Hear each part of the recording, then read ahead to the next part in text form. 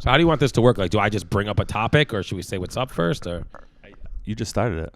oh, it's on right now. Yeah, go, Mom. Cool. I actually think that was an appropriate way to start. All right. Should I say welcome or something?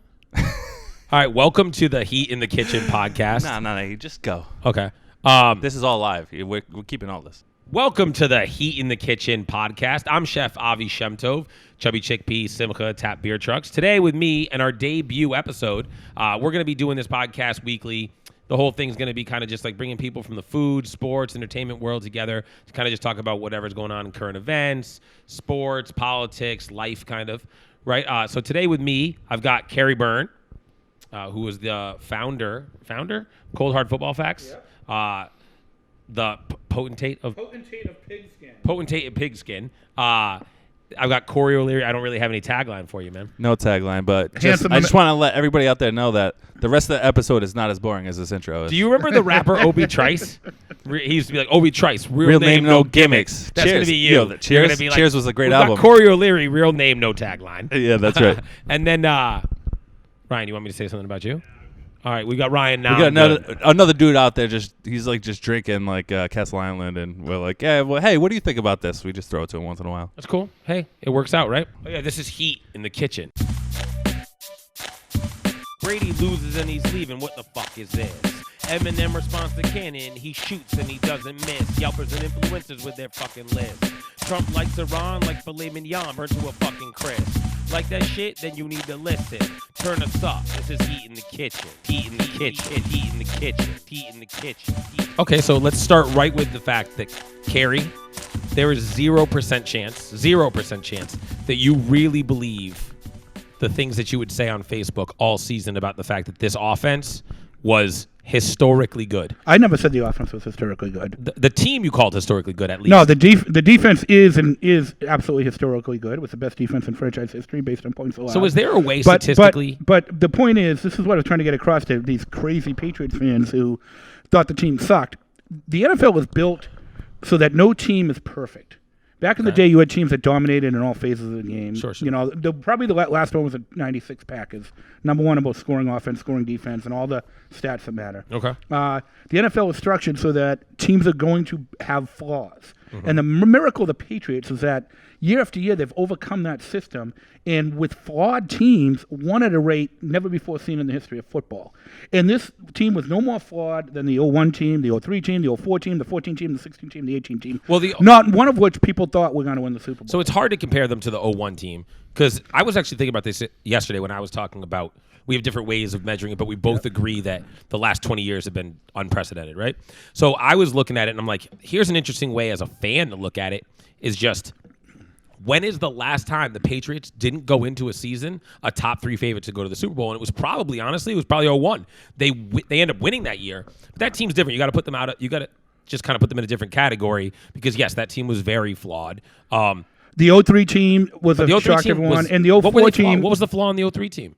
They had a terrible offense. They scored 348 points, and people did. Brady was not Tom Brady. Brady was still, even 04, Brady was not Tom Brady. Brady was not even a top 10 quarterback in the eyes of the football literati in 2004. It took that third Super Bowl. And another, he was pretty good in that Super Bowl, though. Right, yeah, he was. No, he was good in all of them. But my point is, people didn't think it took him to win 3 Super Bowls before people took him seriously. Because people in football look at pedigree. Oh, Peyton Manning's the number 1 pick. He must be better. Well, and Brady's a 6th-round draft pick. And we saw the same thing with the Philadelphia Eagles a couple years ago. Nick Foles was Super Bowl MVP, outgunned Tom Brady, and when Tom Brady probably the greatest passing day in the postseason history. Foles has like a winning gene, which exactly by the way, Brady used to. But the thing is, what people in Philadelphia said, well, Wentz is a first-round pick. He must be better. In reality, they screwed up. Nick Foles is a better quarterback. He produced better, and it's no different than say what Brady did relative to Drew Bledsoe was a first-round pick. Sure. So there's a bit of revisionist history here, and in 14. No one thought that team was good enough to win. And last year, no one thought that team was good enough to win. That's why I don't understand why people are so angry. You got to give the team the benefit of the doubt. They've won because they've not, despite not always being the best team. Right, but I think the difference, and this was a huge difference this year. And by the way, I'm not one of those people. I wasn't a Brady guy early, but I'm also not one of those people that's giving up on Brady now. Like I saw Brady make some throws on Saturday that told me Brady was still Brady. He just doesn't have weapons around him. And quite honestly, and I've told you this privately, I think Josh McDaniels is trash. I've just never been a Josh McDaniels. I didn't like him in 07. I could devise an offense that could get Randy Moss the ball in double and triple coverage. Like, I can do that. And actually, I thought Josh McDaniels, his trashness was proven when Eli Manning throws a ridiculous pass and then they don't even cover Plaxico Burress. They score that touchdown, and What's Brady that have to do with Josh McDaniels? because then Brady gets 4 throws in a row, All right. and all they do is chuck the ball down to Randy Moss. We're not going back to 07. No, we All are. right, this is 2019 here. Tell us who we're sponsored by. Tell us who we're sponsored by before with that fire take right there. All of this excitement and the fire take that Josh McDaniels is garbage. In 07. I can't. By the way, I shouldn't say that that's brought to you by Castle. I don't know. They might hate Josh McDaniels. They might not. I have no idea. But my opinion was brought to you by Castle Island. Only 1.5 so far. But yeah, Castle Island makes great beer. I don't know. Do you like Castle Island? I love Castle Island. I covered them when I was with the Boston Herald before they even opened. Adam Romanow and that whole crew, and they do great beer. Ryan likes Castle Island. Yeah, actually, with my work at Quincy, we've helped get Castle Island in a lot of places quietly. Adam, you owe me a commission, I think, somewhere along the way. But I've been a big supporter of Castle Island. Well, plus the other I thing drink is, a lot of it. I don't know if you owe me any of that. Go into that place. You got kids. They got that arcade and cornhole, or whatever. Take your kids there. That's a great. So by the way, this is not this. I'm not saying this because they agreed to sponsor us, but I will say I tell people all the time, the coolest vibe at a tap room in the greater Boston area is at Night Shift in Everett. Like, it's just a cool vibe. But way to go! But Castle Island sponsors. No, but the best tap room. But the best tap room, as far as like the actual beer drinking, is at Castle Island, only because like no one else makes like 10, 15 different beers that are all good. So it's like, and there's also a lot of variety in Castle Island. Like, you go to Trillium, and not that Trillium isn't great, but they're all kind of. Can we wait till like the third episode before we start ripping Trillium? No, I'm not ripping Trillium. I'm just saying, I might. I'm just saying I'm not going to do it right now. I'm not there yet. He's trying to rip Josh McDaniels. So yeah. Get back to that. Josh McDaniels is the Trillium of offensive coordinator. No, what I would say. So let me say this. What I would say about the Patriots this year is they were out of character in a lot of ways. Okay. And the one moment that summed up, there were two moments that summed up that Bill Belichick himself he's usually been a very aggressive against the grain coach. And in the Miami game in Week 17, the last game of the year, when they sit on the ball with a minute and a half left and don't even try to get downfield and get a field goal, when they would get that was normally historically that's Patriots go time. We're going to at least put up a field goal and get the ball back in the second half 100%. and make it. And they sat on the ball. Yeah. And then the other one on 4th and 1, it was in the first half against the Titans the other night. Sure. And instead of going for a 4th and 1, 4th and goal from the 1, they kicked a field goal, which again was against character, because usually what he would do is go for it, and if you fail, if you don't get in, well, then you're putting the opponent has to march 99 yards. And when they kicked a field goal there, that was almost like. Listen, though. And by the way, and they didn't do the Tom Brady. But they ran 3 terrible plays exactly, first. So exactly. You got to kick the field goal. That's your best play there, because McDaniels is such trash that he said, the nose isn't covering up the center on first. Nope, we're not going to sneak Brady. We're going to go sweep to the outside. Then Rex Burke had barrels down for what would have scored on first. But they go back to Sony Michel. And no knock to Sony Michel. He's his own skill set. See, that's also old Patriots right there. I told you this. Yeah. They would have, after the screen to Burkhead down to the 1, Brady would have hurried them to the line. Of course, keep the same Titans are out of sorts. Snap it quick, get in, punch it in. 100%. Instead they run Sony in. Now Tennessee's set. No, they didn't run him in. They ran him all the way to the outside, 2 yards backwards. No, I mean run him in. Run him onto the field. I know what you meant. So they have the most successful play in the history of the NFL, and we've chronicled this in my days at Cold Hard Football Facts. The most successful play in the history of the NFL is a Tom Brady sneak. And on 3rd and 1 and 4th and 1, going back 19 years now, it succeeded like 95% of the time. It's almost a miracle that it succeeds so often. Well, he's 6'4". So but still, he's not the biggest, most strapping quarterback you've ever seen either. No, but he might be the toughest of any of the big and he may be, but the point is that play succeeds at a rate unprecedented in the history of football. They didn't try it once, and the plays they did try were not creative. Sure. And they didn't even try to throw the ball once. So, and then on top of that, they had a chance to get 7 points or pin the Titans at the 1 yard line. Yeah. That whole series was against character, and it was all the little things this year that were against. And then Edelman, on the last drive, one of the last drives in the fourth quarter, drops a sure first down that probably would have resulted in at least a field goal. A win? No, it was all would have resulted in a win. Yeah, that's what 100%. It's all the little things. It's all those little things that they didn't do well, that they historically do well. Yep. But they weren't a bad football team. And my beef with the Patriots football team was they thought they sucked. People here are so spoiled that they ended the season. Is it true they won one of their last 5 games? I saw that. They They went one and they lost 3 of their last games at home, like 3 of whatever. Yeah, Bills, 3 or 4. Texans. All right, real quick before we move on They beat the Bills, to other exciting news. Corey, does Brady come back? Yeah, but I don't even know why you're asking.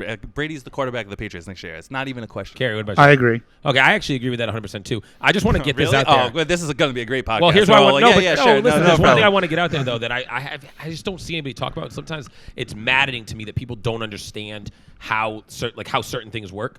So like everyone keeps basically the one thing that makes people think Brady's going to leave, right? Is the fact that in negotiation last year he asked no franchise tag, right? But there's a reason. His reason for that is because he wants to stay, not because he wants to leave. It's because he's seen how Belichick operates. What do the Patriots use franchise tags for? To keep guys? No, to trade them. So the issue is Brady's like, you're not going to franchise me and then trade me away and pick my destination. You're either going to give me my contract or you're going to let me walk. So everyone gets in their head like, oh, Brady doesn't want to get franchised because he wants to leave. No, it's because he doesn't want to give them the control forever, that's what their MO is, right? I mean, even Belichick knows. I mean, he said it the other day. He's like, he's an iconic status, and that changes things a little, right? Of course it does. Because I saw someone pointed out the other day. Forget about the winning, because everyone talks about is it Brady, is it Belichick, it doesn't matter about the winning. Brady. Let's just talk financial. I don't agree with that. But the issue is, but on the financial side of it, it's 100% Brady. Like Tom Brady made this franchise. Like, you ever read Playing for Keeps, like the book by Halbert, something about Jordan's career? Brilliant. Great book. Brilliant book. Well, that's it's what I about want. the financial side of Jordan's career and like how like Nike's not a company when they signed Jordan, and then they and like the Bulls' finances and all like the NBA's finances. Well, Brady was that to this franchise. So at the end of the day, you don't let Tom Brady leave for someone else. That's a crazy move. He's the most important employee. But the other question is what people are saying is, would Brady go take the money and run when someone offers him a $300 million deal in Miami? No, he comes back and he goes, give me that money. And then if they say no, then he gets pissed. But he doesn't. He's never. The reality is they've all made more money together over the long haul because. Not Brady. Gary has, because he's made more endorsement deals. He's become Tom Brady. His value is much greater now than more endorsement deals in New England. If he had gone somewhere, whatever, say 3 contracts ago when he was up, and he went to Cleveland and took the money, he'd be out of football already. They've all made more money because he played ball because he understands the salary cap. And so ultimately, he made them more money, and they didn't make him more Everybody money. made money. No, everybody. That's my point. Everybody's rich. Everybody, they have a lot of money. Yeah. But Giselle has the a lot thing of I money, want to too. know is, right, so you make the point about Jordan. Vanilla Ice has a lot of money, by the way. I found that out the other day. I want to know. Side note. He did some VH1 shows. Dude, he's worth $18 million. Did you know that? I saw an interview isn't that what Tom made this year? Is that just from the Patriots? Maybe. Yeah. Yeah. No, Tom Brady is richer than Vanilla Ice. No, but hey, when he's playing hoops with Jordan down in the Bahamas, sure. I want to know what Jordan has to say about all this. He's the only comp in this whole situation. He went to another team. People shit on him for it, which I think is stupid. But he owns a piece of that. Like he owned a piece of that team. Of course. Yeah. He still went to another team, and people be like, "Oh, how could he ever go to a different team?" It broke my heart a little. A couple things. Yeah, it doesn't matter. It doesn't. Brady, first of all, Kraft has been very effusive in not only his appreciation but his love of Tom Brady, and Brady vice versa. Are we going to use words like that on this podcast? Because I'm verbose as well. Appreciation? No, you said effusive. Effusive. Yeah. But what's our demographic? Is our demographic going to understand effusive? Can we translate that? We'll find our demographic in a couple of weeks. But listen to this my point is, like, they clearly have deep appreciation and even love for each other. They've stated it publicly. Yep. If you watch the NFL Top 100, they literally have never hung out outside of the stadium. Brady said that once in an interview. But that's just his boss. Kraft or Brady? No. Oh, Kraft and Brady definitely hang out together. Yeah, Belichick is his coach. But it's his boss. But Belichick and Brady in that NFL coach. 100 thing could not have been more collegial and happy and laughing and telling old war stories. And sure. First of all, let's say this: the people on the sports airwaves in Boston talking about this all season long have no idea what they're talking about. They're just making it up as they go. They have no inside information. They're just bullshitting it every day, trying to stir up controversy. So they don't. I don't know. You don't know, and they don't know. Nobody knows how it's going to play out. I don't think Brady knows fully. No, he doesn't. That's my point. So shit could really change between now and then. He wants to play for the Patriots next season. 100%. So my question, 100%. I agree. So what's what would be? Let's play devil's advocate. What would be his incentive to leave? I think egos get involved in any job situation. Yep. I think he goes in. They basically tell him like, "Hey, look, we're not sure we want you," or "Hey, this is what that looks like," and they lowball him in a way that makes him feel offended. That's not happening. I think the relationship's too strong. I'm being naive, I'm being naive, but I don't. Corey, did you hear Eminem's response? Any chance?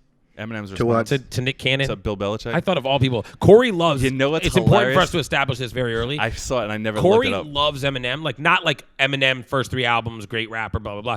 Corey like will defend like nowadays Eminem, like embarrassing. Hold on, you like told me that last album was fire. No, I said that at first, and I think maybe that was a few Castle Islands in. I listened to it again, and I'm like, but it's fine. Like it's fine. But anyway, either way, have you heard the response? Does anybody, Corey? I have not heard it. All right, you haven't heard it, Kerry? Are you familiar with this conflict between Nick Cannon and Eminem? I have to plead ignorance. Okay. Well, Why you going to Eminem and Nick Cannon right it's now? just something I saw today, and I thought it was given your affinity. I saw people thought it was shitting on important Nick to hear. Cannon on Twitter. Well, 'cause Nick- By the what way, Nick Cannon does- who is Nick Cannon? Okay, yeah, that's actually Eminem's point. So Nick Cannon, real quick backstory, and then we'll move on from this real quick. But it's funny though. Nick Cannon is like a Nickelodeon star turned like kind of half wannabe thug / like Mariah sort of Carey's musician. ex-husband. But he was married to Mariah Carey, and that's what the point of the conflict is. At one well, point, Eminem That's was quite just a like, lifetime achievement. yeah, well, Eminem, who just kind of makes fun of people for the sake of it, made fun of Mariah Carey. They dated for like a minute and like kind of made fun. And Nick Cannon took like offense to that. At the time, it was his wife. I get it. So now here we are like a decade later, and for some reason, Nick Cannon has been putting out like rap diss tracks against Eminem, who's not responding, and it's amazing how the internet has just been shitting all over Nick Cannon. Like he puts them out, and people are like, "You've put 3 out, and Eminem hasn't put any out, and you've lost." And then I just happened to be looking at something on YouTube, and Eminem had responded to Nick Cannon, but I've seen that nowhere, and it's like kind of offbeat, so I thought maybe it was like fake for a minute, except it's all like current event stuff like that he's talking about. So it has to be real, and I thought maybe you'd have heard it, and I knew you'd take his side. Wasn't So Nick that's why I Cannon brought in it the up. Backstreet Boys or something like forgot. that? Is this the same guy? To be honest, the Backstreet Boys were they were hot for a minute. Nick Cannon's never been there. No, Nick All right, Cannon is thinking not. of a different guy. Yeah, different guy. Well, anyway, that Oh, you Eminem think track, I don't remember that like, guy's name, if but- anybody hated on Nick Eminem, Carter. I would There just. you go. Nick got. Hey, it was close. Yeah, no, he got it. Yeah. But that Different Eminem guy. track, the warning right there to Mariah and Nick Cannon is That was like years anybody. ago. It was not a good song. It was very I didn't mediocre. want to. I should Hey, just play it. We'll get a copyright infringement. I don't know I'll just Nick play Cannon. The whole thing. They don't do that. He's got the greatest. Kerry will fall over in his chair, start laughing if I just. play Carrie, this you've song. never seen Wildin' Out on MTV? Oh, I remember when That's Nick MTV used to Cannon. play music. Okay, so That's a long time ago. I remember when MTV debuted. Anyway, I would say this. I don't know. wasn't alive- I I don't wasn't know. born yet. All Nick Cannon did was marry Mariah Carey. I think that's a pretty cool lifetime achievement award, isn't it? Eminem would say no. Maybe like in 1992. Yeah, she's But, Tommy like Mottola. Mariah Carey in 2000. There's Is that his no. name? Tommy Mottola? Tony Mottola? I don't know. Tommy, I don't know. Tommy Mottola. Yeah. Cool. All right, let's talk about Iran. All right. You are jumping between topic and What do you want me to talk about? You want me to? I got things on my mind that I want to get out. Hey, so I don't remember this. I looked this up yesterday. Okay. Back during I the don't Iran, remember that you looked it up yesterday. but I believe no, you. I'm telling you. During the Iran hostage crisis in Okay. like 1980, Sure. there was a song that came out to the tune of Barbara Ann by the Beach Boys. Okay. Called "Bomb Bomb Bomb Bomb Bomb Iran," and I looked it up. It's still out there on YouTube. And the guy who sang it, it turns out was Vince Donald Trump. Was Vince Vance and the Valiants, who sang like one of the most famous Christmas songs of all time. That sounds. That's it. That's on brand. That's actually on brand. Yeah. That's pretty much. You sure? That's what this is all about. Donald Trump is a huge Vince and the Van. Vince Vance and the Whatever. Valiants. Yeah, But yeah. Anyway, you gotta look it up. Bomb Bomb Bomb. That song's gonna make a comeback. Okay. I think. Cool. It wasn't written by the guy. What was it? I don't even know how to pronounce the guy's name that was killed. To be perfectly honest with you. Soleimani? Soleimani, is that his name? Yeah, I think so. Yeah. He was a general and like a joint. But knowing your politics, you're probably totally against killing Iranian so the terrorists. It's complicated, right? 'Cause, Hey, you like, found it. Nice. It's Yeah, complicated. This is classic 1955 right here, baby. You can't put my politics in a box, Kerry. You see? All right. I'm like, I consider myself just left of center. But when Hold it on. comes What to other killing podcast Iran- is going to play Eminem's The Warning and then Bomb Bomb Bomb Iran? By Vince Vance and the I'm sure there are Valiants. other bad podcasts as well. within a minute time frame? A minute? That was true. a Yeah. pretty quick No, it's turnaround right That there. is a good turnaround. Don't here's placate the thing. me like that. Okay.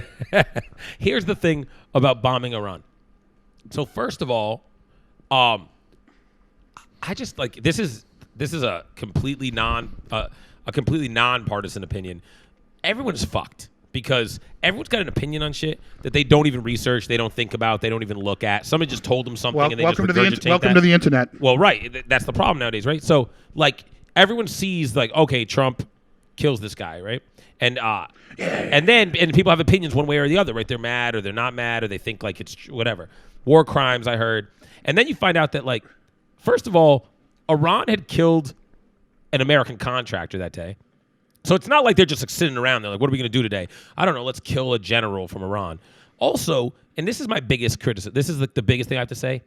The biggest issue is, why does Trump go out and claim responsibility? That's the weird part, right? So, like, we're not a terrorist organization. We don't need to raise our hand and go, that was us. Like, at the end of the day, here's what you say. And again, I carry 2 passports. So the Israeli in me says, this is what Israel would have done.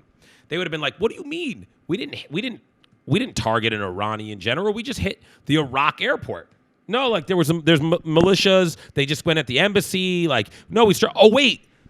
An Iranian general was at the Iraqi airport at the time that Iran was attacking the embassy? Oh, my God. And you just play it off. Everyone knows you did it, but you don't come out and say you did it. No, because he wants people to know around the world he's the alpha male. Yes, but that's an issue. That's an issue between him and his tiny penis. Like, at the end of the day, the biggest issue that we have sometimes is that. So here's the thing.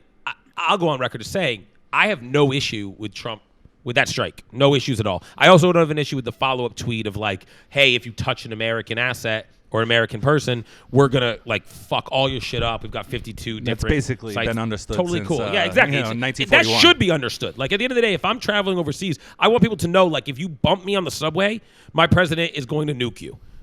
That's probably a little far, but I don't know, not in Trump's circle. But so the thing with Trump, though, is, but why does ego? It should scare all of us that, like, his ego is so involved. Like, that's the part that goes me the wrong way. But I'm with him on the move. I don't like it. He scares me because he's not right. There's something wrong with that guy.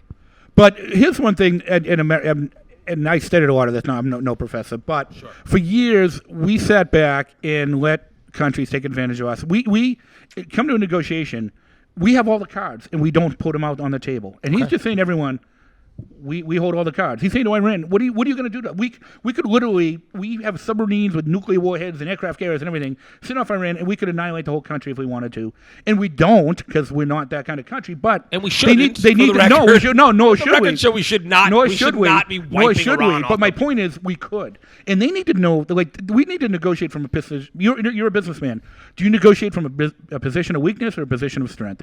And a position of strength. That's a good question. I personally negotiate from a position of what's the best way for both of us to leave this table, feeling like we have. And we something. do that. So I've never once been like, listen, I could destroy. I could literally wipe you off of the planet. No, but we don't. But I'm not going to. I'm not choosing. My point is, why do we dick around with these, you know? So let's go back. You said these mullahs who want to wipe Israel off the map. Advantage of us? Who? What a lot of Europe took advantage of us forever. We've defended that continent for 75 years, which we should have. Okay, and we still do. But he's finally saying stuff like, you know what? You got to. You guys. This isn't 1946 anymore. What? 5x6 tomatoes, commodity tomatoes. What? $58. So I started being like, what happened? I asked like my purveyor. I'm like, was there a freeze that I don't know about? So I looked this up. It's just the time of year where Mexico's the only one's producing tomatoes, coinciding for the first time with Trump's tariffs from last March. So Mexican goods are tariffed, and now if Mexico's the only place that's producing tomatoes, now you're seeing a jump. And like usually that goes as high as like the mid to high 30s, and now you're talking about $57. Does the American consumer want to eat that? No. Low? Like, no, but the incentive now is for American businesses. But I guess Mexico was taking advantage of us, so we set them straight. The incentive now is for American businesses to start growing tomatoes that are available in the winter, which we can do. That's a great idea. They're called hothouse tomatoes. They're going to cost me $75 a case. Hey, it's a bad idea. There's going to be a tax on that. You know what I mean? It better be solar powered. That greenhouse. You know. But we'll legalize weed, and we can make salads out of that shit. That's right. You can make almost anything out of that shit. But so I don't understand your point. Like, you're glad we bombed this terrorist and killed him, but you're also. Can we clarify something else? So here's another thing, because like again, you can't put me in a box because like I just want us to all be honest. So we can't call the general of a sovereign nation a terrorist? Oh, I get it because he's an Arab, so we'll call him a terrorist. He's not a terrorist. He's not an Arab. He's an enemy of ours. He's not an Arab. Right to kill him, but you can't call him a terrorist. He's not an Arab. He's Yes, a Persian. Okay. Oh, actually, no, you are right. Yeah. So, but my point is, why are you calling him a terrorist? Because he commits acts of terrorism all around the world. What act of terrorism? Well, he's putting planned attacks IEDs in all over, Thailand killing, and shit. maiming. Okay, Yeah. we plan attacks. Listen, well, did you say is the United States a terrorist? People in Iran would say yes, or Iran, I should say. But here's the thing: any country, Iran, Iraq, China, Russia, they have people in power that don't like America, whatever. But the people eventually will have to decide, right? Iran, they're going to protest against their government. Didn't we want democracy in the Middle East? What happened? Hamas came. Did they not? What about Hamas? Sorry. Yeah, you're too busy drinking over there. Yeah, by the way. The people have to decide, right? If you have a free Interesting election, point on Hamas. you have a free election and Hamas gets elected. Sure. Is that what happens? I mean, that's what they say. I don't know how real that is. Okay, but either way, the people are going to have to decide. Iran has 30-something million people, right? Sure. So if it's so bad I think for it's the 80 country, million. Yeah, do you know how I know it's 80 million? people. Do you know No, how I no, know no. it's 80 million? Because yesterday I read a report that there's like a 84 groundswell, some guy like on some internet channel. He's Iranian, and he's saying if everyone from Iran contributes $1, they want to put an $80 million bounty on Trump's head. That should offend all Americans. Can I be clear? You can't put a bounty on our president. I've heard Americans say they want Trump tried for war crimes. Like, listen, you can hate someone internally.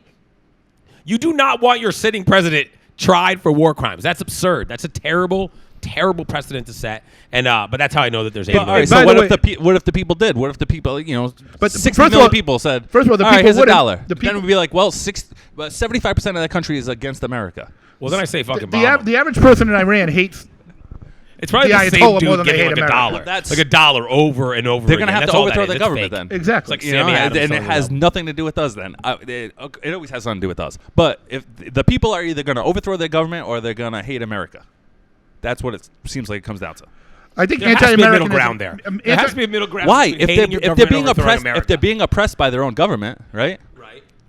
So, or they're just going to live like that then. They're going to live under oppression then. I don't know, maybe. I'll be honest with you. If we could get a bunch of people to put $1 each on Josh McDaniels' head, I'm interested in talking about it. I think your criticism of Josh McDaniels is vastly overstated. No, absolutely not. So you The may the next head first coach of of all, the New York He's so Giants. terrible. I would guarantee you that as an offensive coordinator, his teams have produced more points per game than any offensive coordinator in the history of football. Well, yeah, because you know what's been present every single Tom time. Brady. Yeah, so I agree. But listen, if I drew up the triangle in Chicago, I could have made it a circle, and they would have been like, "Avi's an offensive genius." But I'm just saying, I think this season they did a lot of curious things that made no sense. But to say he's a shitty offensive coordinator is overstating it. His teams have produced more points per game, and I'm almost 100% sure this produced more points per game than any offensive coordinator in the history of football, given a certain amount of games, given That's probably 50 true. games or That's whatever. probably true. But I think it's mostly Brady. I also think it's all Brady and not Belichick. But it's hard to separate the two when that's another debate. But how do you say he's terrible when his teams produce points? Because Even in this big year- even moments this where year- he should be showcasing And his this skill year- set, and this they year, fall and on this their year they face. didn't. This year Yeah, they but you're didn't. talking about And in individual 07 they plays. didn't. They threw 4 bombs to Moss. Listen. Stop You- going back to you're 07. going All right, we're not back relitigating 13 this. years ago to find the other And time. hold To on, his best year ever. Hold To on, be but clear, that also was his best year but ever. to be fair, Tom also changed that year. Oh, we're only going to score 13 points. The 2003 Brady's not saying That was the worst game in Patriots history, quite frankly. Considering from where they AFC were. Championship the year before was the worst game in Patriots history. No, The because worst half, the worst that half. team that was a team that punched. Here's what That was a team that was up the 24-3. Patriots. Here's where the Patriots lost 3 Super Bowls they should have won. In 06, their defense fell apart and they lost. I forget what the final score was, like 38-34. They lost to the Colts. They suffered. They were up 21-3 at one point. It was so brutal. And they suffered the greatest second half collapse in NFL history. I can't believe and we're still friends after that. And the Patriots responded. Hold on, this is Especially after something. you drunkenly tackled me. The Patriots responded. How'd they respond? The the trading, offense trading for Randy Moss. By losing the Super Bowl. Trading for Randy the Moss. offense Losing the wasn't Super the Bowl. problem that day, and people said, "Oh, wait, Brady needs weapons." Brady did not need weapons. Brady put up 34 points in the AFC title game. What they needed was defense, so they doubled down on offense. They got Randy Moss and Wes Welker, Yeah, but and that Richie set that dropped franchise back for 5 years. Because you don't win just by chucking the ball downfield. You win with balance. Oh, and isn't Richie Caldwell in jail? The Patriots he is, right? pushed major. Yeah, he sold a lot of drugs. The Patriots went the like wrong Tampa way. or some shit. They read that game wrong. And Well, they- here's a very underrated thing. They would definitely have another Super Bowl if Tom Brady did not tear his ACL in the first game. That set them back 2 years right there. Yeah. Because they were undefeated coming up. Where are they? You know what's where are they in 2000? You know what's amazing about Right, this no, I team agree is with that. there were like the six lost Super Bowls of this franchise. 07, they should have won that Super Bowl. 06, they should have won that Super Bowl. They shouldn't have had that collapse, and they would have beat Chicago. And I don't know. The Bears in the rain. They look pretty good. They would have they killed. They were would have so killed that bad. game. So 06, they had the collapse. They should have won that Super Bowl. 07, they should have won that Super Bowl. That was a Listen, I'll go back to disastrous Denver. They should have Oh, won that Super Bowl. No, hold on. 2002. If they got in the playoffs, they but win no, that I'm talking year. about teams that were good enough to jeez. win that had these things go wrong. 2010, they were 14-2, the most dominant team in football, and lost to the Jets in the divisional round. They should have 14-2 that. But why Yeah, I should know. they have won that year? I mean, they got smoked. Oh, by the way, They got smoked by who? The Jets. They lost by one touchdown. They lost 28-21. all right, but Didn't they jump up on them early, Jets? They no, should have. Tom Brady threw an interception and a screen pass. the point is- they took to the house, and that was. All right, well, they got Corey, smoked a by team the good Ravens. enough to That's win. what That team was good enough to win. Okay. But listen, that was also just like Belichick not going for it, or not on fourth down, or in the fourth quarter when they finally crossed midfield. That year, what was that? The drive to nowhere. They took 10 minutes off the clock running the ball because they couldn't move the ball. They maybe just weren't good enough. If you don't make it to the championship. No, game, my point is these teams were good enough and they didn't do it. That's the amazing thing is as successful as they've been, they left a lot of meat on the bone. Yeah, They right. left a lot of meat on the bone. Listen, it can go. It can go like both you ways. said, this is a hard league to win in, right? Yep. Okay, real quick, switching gears here. Hold on, before you switch gears. Yep. Tell me about that Castle Island. It's, which one? The Candlepin? Candlepin. Candlepin or the American Lager? I Is mean, that what it's I called? drank both of them and I enjoyed both of them. Keeper, Ryan, do you want to say I something about Candlepin? I think I'm. Go ahead, Ryan. Go Oh, ahead. he doesn't- it he's didn't drinking. move him to words. Hey, I put a mic I up for enjoy him. it. Just Listen, let him say what are you drinking over there, Ryan? I have the Candlepin American Pale Ale. I think it's American. delicious. All right, It's a there great we beer. go. Very See, I'm with very Kerry. I'm quaffable. a big fan of the Keeper. Yeah. I got my Candlepin now, but Keeper I think is my favorite. Plus, I live in Norwood. But the nice thing about Candlepin, It's always on tap everywhere. The nice thing, it is on tap all over Norwood. The great thing about Candlepin is it's a session, so we can drink it. We could do like 10 podcasts on it. It's true. You know, just I keep was at the crushing them. brewery We just might. yesterday. How was it? If they don't I kill had us as a the sponsor after this Imperial one, Stouts. I then think those they are never will. Very nice. That's what I'm The saying, is 3 like- and the 4, very good. The barrel aged 3 is great. The 4 Awesome. is very nice. So, And is that that's probably only there. It's a brewery exclusive. So we're gonna have to go down to Norwood. Are you gonna have any On Castle location. Island at the James Beard House? I don't. You know what's funny? The James Beard House does not like. They are not cool with beer. It's weird. I asked them about like, well, what if we make this thing a beer dinner? Because we're gonna be there on March 2nd as Simcha. But Simcoe, where we are, by the way. They would Yeah, definitely. but- They would definitely allow. Sharon, that. no, it's not Massachusetts. that they won't allow it. It's that they're like, no, listen, these people want wine. Like, serve them wine. I get it. Hey, Okay. you know, we're gonna be rubbing shoulders with the elite. Kerry, they don't want to drink. I mean, maybe I don't know. We could talk about Castle. Maybe they want to talk about Castle Island. Well, you know what's funny? We're saying Beer for we the never elite. even introduced the ourselves. working Chef Avi Shemtov, Kerry J. Byrne. True. Hello. Yeah, if only we had a producer that, like, when I asked, hey, how should we start this thing? Okay, switching gears real quick. So you probably saw, hopefully, Kerry at least, and maybe Corey, who I probably sent it to 10 times. Simcha, my new restaurant, was called the 13th best new restaurant in Boston by Boston Magazine. We're not in Boston. We're like 25 minutes south of Boston, so we appreciated the heck out of that. But I wanted to ask. There's a train here too. You can take the commuter rail down to Sharon. True, but it's like. Then By the how way, you what, are weren't. gonna You Uber to the weren't. restaurant? They just Oh, number them. no, You no weren't one the uses 13th Uber. best restaurant. You were one of the top 15. So Okay, you might I have been, wondered you might have about been that. number one. Yeah, I wondered about that. They just didn't clarify. They that. don't rank them. They just list them. Okay, but there was like So- they don't number. Anyway, it doesn't matter. I know. What I want to ask you, I just brought that up to transition. It wasn't just for the shameless plug. They're It like, was fuck partially you for the then. shameless Fuck plug. you. We'll leave They- you up but that here's list the thing, next year. This whole show's about shameless plugs. so Sure, you but know, Kerry, so as a former Boston food writer, Yep. I want to ask you: do you think food writing in general, but in particular in the city of Boston, is still is that a thing? Is that a thing that we should be as consumers paying attention to? And as restaurateurs and chefs, is that something we should be aspiring to? Like at the end of the day, should we be looking at our Yelp page? Should we be looking at our sales reports? Should we be do we still care what food writers say? Yeah, I mean, we do. So here's the thing. I mean, so I'm going to sound like an old man talking about this. Okay.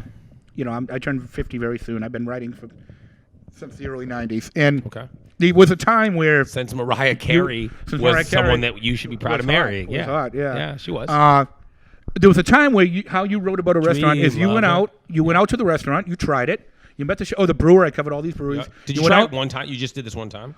For a feature story, I would at least go there once because I wasn't a critic. Okay. The critic would go 3 or 4 times. I just went, hey, Avi Shemtov opened a new restaurant. It's really cool. Check this out. This is who he is. This is what he does. This is where he's from. This is what influences food. And this is what you should try. Yep. And it's really cool and it's different. And you're always looking for something new or different, And that's what a story is. Right. News is new or different. That's what news is, sure. Okay? And nowadays, because of the internet and because of the pressures, the reporters have different pressures. I was given the time to go out and write stories, feed profiles, okay? Now it's like, what are the 10 best burgers in Boston today? What are the top 10 IPAs in New England right now? And it's just no one's really writing. Candlepin. No one's really writing. They're listing, and it's just a different way of communicating information.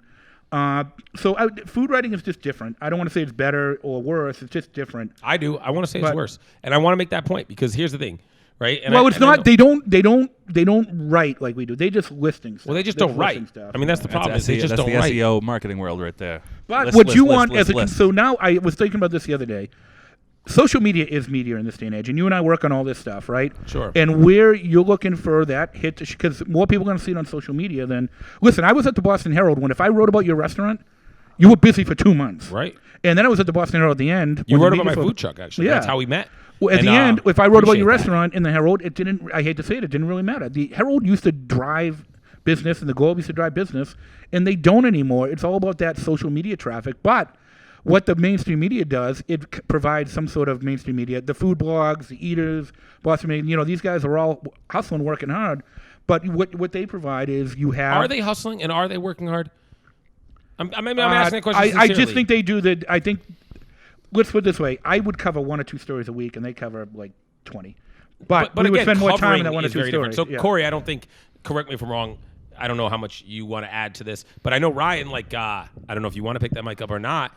Do you, as somebody who has cooked professionally, as somebody who's into the restaurant scene, in particular in the Boston restaurant scene, very knowledgeable, knows who's doing what, do you look at the people that write now, and do you think, is that who you're looking to for your information? Where are you getting current food information from?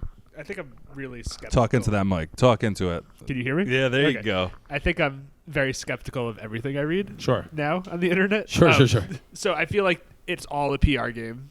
As a consumer, it feels like 100%. It's all a PR game, right? So it's like, oh, this place got to write up because they know the right person, or that's how it was when I cooked, right? Yep. You give people free drinks, and then 2 weeks later, you had something in Process Magazine. Sure. But I think the food that I look for now is the food that I want to eat that I can't cook at home, and that's what drives it for me. So I look for those kind of restaurants that are doing something different. Are there foods you can't cook at home? I mean, I know what you mean, but I have 2 kids. There's, it's like, how much time do I have to devote? Right. To it, so, right? So the stuff that you don't want, the stuff that that isn't worth cooking at home. Right. Okay. I will different. Never go out for a steak. Okay. Right? The steakhouse life is not for me. Okay. I'm like that with lobster. I would never order lobster in a restaurant. I grew up in a lobstering neighborhood. Yeah. My neighbors were lobstermen, and I would never. All right, let me talk for John Q. Public over here. Here's what I think might matter to the general public, right? Okay. Number of reviews, right? So it's like, a couple people say it's good, right? Yep. But if a lot of people say it's good, then it's good. But are you talking about? So here's the point that I'm talking about make. anything. So, but but I'm saying, but are you talking about number of reviewers on Google and Yelp? Or exactly. Okay. Exactly. I think that there might be in the Herald or the Globe or whatever. Sure. That might provide some credibility for the foodies of the world. Right, but it doesn't. I'm not sure it does anymore. It does. That's my point. And I think what I'm trying to say to Ryan, because I hear you about the way it used to be, a couple drinks and then you get a review in Boston Mag or whatever. But here's the thing: I think nowadays, I'll give credit to the writers now. I think that the writers now are trying so hard to combat that that's not how it works at all. And actually, if you even just say hi to them, it's like you've impinged on their integrity, right? But the drawback from that is, Kerry, to your point, like you guys would write 2 articles a week, okay? But you'd write those articles. Like you were journalists. We would go there and research it. And that was a first-person accounting. Now, okay, they're writing 20 articles a week, but those aren't real. They're reviewing, if you will, restaurants they've never been to, never even heard of maybe except for on the internet. Like they don't know. They weren't like in the street like – I mean, that's a goofy way to put it, but you know what I mean? Like, they weren't, like, out in public and they heard, like, oh, my God, Chickadee is putting out great food these days. No, they were more like, have you heard Chickadee? Yeah, I've heard Chickadee. Oh, wow. Oh, did you see what this writer was writing on their Facebook? Yeah, I saw that. Oh, did you see that Boston Globe wrote about Chickadee? Yeah, so then we should all write about Chickadee. And then, I mean, I'll be honest with you, I've benefited from and lost out on national lists where I knew, in both cases, the writer didn't even know really who I was. All right, two things to that, okay?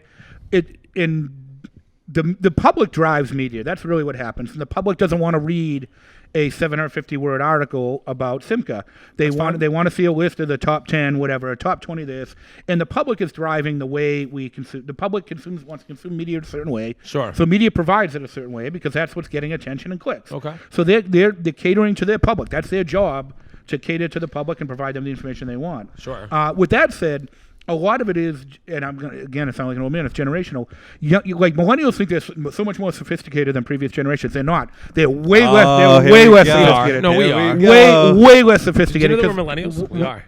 Are you a millennial? At the very beginning of millennial, yeah. They are so less sophisticated because what they do is they don't form their own opinions. Oh, Thriller said that Simca is the best hummus in the world. All of a sudden, you know... It does, actually. Thrillers didn't say that. Thrillers didn't say that, but it does. Honestly, I was going to say Chubby Chickpea does. But hard disagree. No, I'm just kidding. but you know, like they say, oh, so people go on their phone. Oh, Thriller said this is the best. I want a burger. I'm in New York City.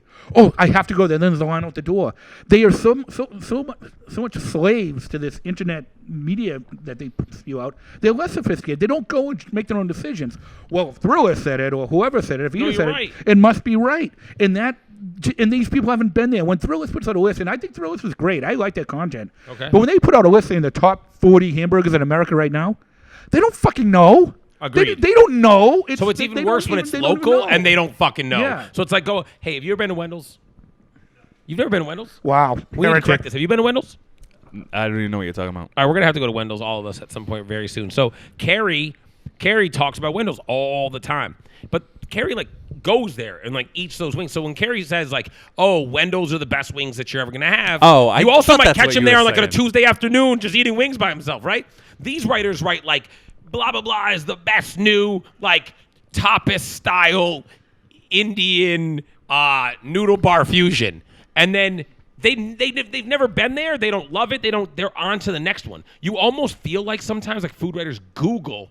It's almost like Google is their friend, bruh. They just sit there and they're like, what is everyone else writing about? What is everybody else writing about? And then the problem is, and this is something that annoys me personally because I just feel slightly you know what I feel right here? This is this is where this podcast got its name from. Heat in the Kitchen. I feel like something fire is about to happen, Avi. What? I don't think anything fire is about to happen, but personally, the thing that pisses me off is that then, like, here's the weird part about nowadays with social media being what it is, right? Is that, like, we all swim in the same water, and it doesn't matter if you're. So here's an example that people that aren't in the food industry or anything, like, just in life can understand is nowadays, like, you are social media friends with the people that you work with, right? So then when you bitch on social media about your work environment, it's like you're bitching about the people who also are reading this. So then you go and you apply it to what I'm talking about with food writers. These people, like, they want to know you. You want to know them. So you become Facebook friends. So now you're seeing two sides of their life. Like, you get to see two sides of my life, but I really am who I say I am. I get to see two sides of your life. So you're like, hey, we can't be out at 100 restaurants a week or whatever, right? Except that every time I look at you, you're writing that you're at blah, blah, blah shit dive bar eating fucking crappy hamburgers, and then you write, like, this was a great hamburger. So then write that. If you love that shit dive bar in your neighborhood and it's actually a great burger, write an article about the fact that's a great burger. Like, imagine being the dive bar owner, right? You can't get these yuppies and hippies and hipsters to walk into your fucking place, and there's a food writer eating there 3 times a week, and he doesn't write about you because you're not cool enough. Meanwhile, he's not actually eating at the place that he does write is the dope spot. That's stupid. That is stupid. I've developed after years of eating at the best restaurants all over, like literally Paris, London, New York, Boston. I have a newfound appreciation for the dive bar. Like my favorite place now. Dive bars. And by the way, listen, bar. I'll shit on you if I disagree with you. Like this isn't. I'm not trying to placate you on this, but you're different because you write about those places. You do. So what I'm saying is, you stay true to what I'm talking about. Like you write about Wendell's. So like Wendell's gets like this huge Boston foodie crowd to drive all the way out to Norton because you go like, hey, this is the best meal, and I'm going to write about that, even if I'm supposed to be reviewing Coombs next week. These other writers, Coombs loves Wendell's too. I know that's why I picked his name, was because my point is that like you're gonna write about like his like top flight. I think they were just ranked top 100 in America, actually, steakhouse, like top flight steakhouse. And then you also take him out to Wendell's, and then he loves it, and then you write about Wendell's. These other food writers, like they're gonna eat at their version of Wendell's 3 times a week. They're gonna give them no press, and then they're gonna give press to some place that they don't even eat at. Yeah, that's corny. Yeah, that's really corny. It's just the pressures of the industry are different. Food writing, I couldn't do it anymore. I just don't want to do a listicle of where these are the top 20. This top 20. I do. I'm just gonna Google the shit out of them, and then I'll be like, hey, can we talk about the top 30 Korean style barbecue? But what fascinates me places? is what I think a journalist's job is, and what fascinates me is they're not journalists. Don't call them journalists, please. I'm telling you what a journalist's job is. Small J. Yeah, small going J. out and That's not anti-Semitic, is it? Finding stories, and what I want to know when I walk into a restaurant is what makes them tick. What's their background? Why are they cooking the food they're cooking? Sure. What are their techniques? Why is your, for the sake of argument, your hummus different than someone else's hummus? Like you in Simca here.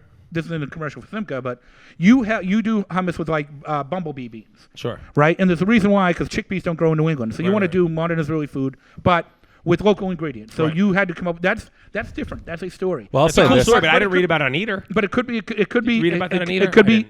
I think you did. No, I didn't. They didn't write about that. They didn't. They should Anyway, have, but they my don't. point is that could be anyone's restaurant. The guy with the little pizza joint down the corner. Sure. He has a story. Everyone has a story. The job to me when I did it was to go out and find what that story is. Everyone, you know what I meet people and I say to them, "What's your story?" And people laugh at me for it. No, because you have a story. Ryan has a story. Corey has a story. You have a story. I have a story. I'm a stripper on Bourbon Street. That's my story. But everyone has a story. You're in a strip club at Bourbon Street. There is there's I forget who the reporter was when John F. Kennedy was killed. Sure. Walter Cronkite. Everyone, no, it was like it was a famous columnist like I don't think Mike Royko or somebody from Chicago. Everybody be quiet for like a minute. Hold on. We have to allow a certain amount of time. Hold on. To pass. But this is a thing in journalism that used to be in journalism. I don't know if it still exists, but everyone went and covered the motorcade and all that, JFK, and whoever I forget who the journalist was. So I'm sorry, but he went out and interviewed the grave digger digging the grave at Arlington National Cemetery. Damn. It's called the gravedigger theory of history. Instead of talking to what Lyndon Johnson thought about, President Johnson thought about it, he went out and found the guy digging the grave to put in JFK's body. So you know what I mean? That's I dig the everyman aspect of Jimmy that. Breslin. But it's also weird Was it because Jimmy the Breslin? gravedigger Yeah, has I knew no it was someone idea. famous. Yeah. Yeah, like what's the gravedigger gonna say? Like, right, exactly. He's but he had an opinion on the president. That's actually right. It's the same size hole. No, he had an opinion on the president. He had an opinion on what it means to him. He had an opinion on its impact on the country, and his opinion was no less valid than the opinion can't of wait somebody till the else. backhoe is invented. So metaphor I have to. I'm not just trying to disagree. I'm just telling you, but that's what journalism is. It's finding the story nobody else knows, and that's to me what people try to do more. And now they don't. Now they don't care. They don't care about the gravedigger. They just care about what the celebrity chef posted on his Instagram. Or don't care about what he posted on his Instagram, and that's my point. If I post something on Instagram, I want it written about. That's all I'm saying. All right, that sounds like a good time for a break, so I can make sure this sticks before it crashes on. All right, cool. This is Heat in the Kitchen. Here we are with Ryan Keel. Ryan's been here for the entire podcast. Are we playing now? Are we good? Are we good to talk? Well, you're going to talk regardless if I'm playing, aren't you? 100%. I just want to know if it's being recorded. Go. All right, so, because I don't want to say any more of that pro-Nazi shit. So anyway, so we finally got Ryan Keel to grab a microphone. He's been here the whole time. His opinions have been part of it. They're just in spirit. I'm an influencer. Yeah, it's like... you want to be an influencer? Is that... It's eyebrow raising. Can I tell you one of the many things I respect about you is that, you actually probably could be one of the... let's put it this way. I know some influencers that are less influential than you, but at least you don't pursue that. That's not a cool pursuit, man. It's not. No, it's not a calling. You got to put that microphone closer to your face. Yeah, what do you mean though? Why is it not cool? Can I tell you why? If someone's Because gonna pay you to do stupid shit on Instagram. So have you ever heard? No. Listen, I'm not saying. Okay, one of my best friends. You did say you like communism. All right, you know what Coco will say to me? Coco will say to me, like, he'll be like, it's cool when you do it, but before you do it, everyone's a fucking loser for doing it. And I'll be like, yeah, that's actually how life works. Yes. Now I'm wearing pink. Pink's cool now. When you wore it, you were a bitch. And that is different. I get it. I can't hear myself anymore. Really? Yeah. Something changed, but Yeah, something major changed. Yeah, no, I turned the phones down. Okay. It was blasting. Yeah, All right. Well, anyway, it Just works the better when I phones. can hear you're myself. pretty loud. Just the phones. Intentionally, I'm very loud. Wanted my point heard. But anyway, so influencers, like, yeah, listen, if somebody wants to pay me a lot of money to share my opinions, I'll be an influencer. I want to be clear. I will do that. But No, it's the path to get to it is terrible. so the thing is, it's kind of like the profession of consultant. Totally. Oh, Like, 100%. time out. Shouldn't you do before you consult? But there are people that are literally just like a 23-year-old consultant. Right. And that's like an influencer. It's like, you've never done this. Like, why should anybody give a shit about your opinion? About like you're not a musician. Why do we care who's hot? Like, you're not a cook. Well, that's what- Why do we care what you have to say about food? Hey, before you guys get going, Sure. I don't know if you introduced Ryan, did you? I And did. Say, Are all you right, drunk? did you say Kerry left? No, I'm not drunk. Yeah, You're the I one that's said drunk. Kerry left. I Yeah, said- toss me that keeper, by the way. Castle Island once again. Is there an A empty great key? sponsor? This No, is right to the mine. right. Right to the right. I just Oh, there we Yeah, go you with know, all this over equipment all over of the here. equipment. Yeah. Good thing I can't open that right next to my recording equipment. Oh for a well, while no, now. trust me, you'll be fine. You'll be all right. No, it's not gonna explode. All right. Anyway, oh yeah. So heads up, Kerry had to leave. Right. So listen, by year 3, He went I think straight this to podcast- Castle Island. Yeah, exactly. Straight to Castle He Island. heard about the barrel age stuff and he said, "I gotta go." The barrel aged 3. I want to be clear. By the time that by year 3 or whatever, I really think that this podcast is gonna go smooth. But right now, there's gonna be stupid shit. Like someone leaves in the middle of recording and we just place it in somebody else. Like a Well, younger, who says that slightly stupid better shit? looking. I thought you said that was better. No, I do like it better. As soon as he walked out the door, he said, "Oh, thank God." Thank God. That's fucked up. I did not say that, Gary. I did not say it. Yeah. What the hell? Anyway, now you've derailed our conversation. We were talking about influencers. Let's just talk about people Avi hates. That's Influencers. literally why I'm starting the podcast. I want to be I feel like You I'm need not more of a given. platform. Yeah, I'm not given Yeah. enough free form to share my to really articulate my opinions about some people that suck. Well, It here started is. out pretty Do you strong. like influencers? Are you trying to say you like them? No, He's like Josh I don't McDaniels, understand it. influencers. Who else do you hate? No, so I don't hate Josh McDaniels. He's just bad at what he does. There's a difference. That's not entirely true. Okay, I hate him a little bit, but he's really bad at what he does. I don't think that's true either. You think he's good at what he does Compared to who?